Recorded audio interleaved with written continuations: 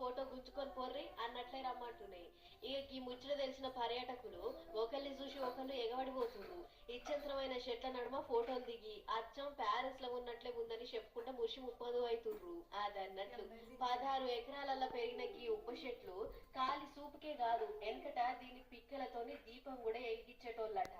అంతేకాదు ఆయుర్వేద మందు లెక్కనే పనిచేస్తది. దీని పిక్కల నుంచి తీసిన నూనెను ఒళ్ళు నొప్పులకు ఇంకా దెబ్బలు తాకితే మందు లెక్క కూడా పెట్టుకుని బాగుపడ్డరు. దీని చరిత్ర అంతుంది.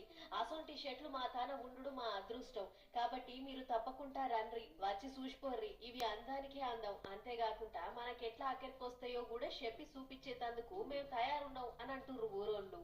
ఇంకో ముచ్చట ఏంటిదంటే జనవరికించి ఏప్రిల్ దాకానే ఈ చెట్లు ఈ కలర్ లో ఉంటాయట. అటెంక ఆకులు రాలిపోతే మళ్ళా జనవరి దాకా ఆగాలట. అందుకే ఈసొంటి అందాలు పోతే దొరికాయని వీడియో తీసి సోషల్ మీడియాలో పెడితే శీతం జనం వస్తుర్రు చూస్తానికి. లంబసింగి, వంజంగి, అరకు, గోవా అటు దిక్కు మొత్తం ఈసొంటి అందాలకు తక్కువ లేదు. కాబట్టి వీలుంటే ఒక్కసారి అట్లా వైరండ్రి.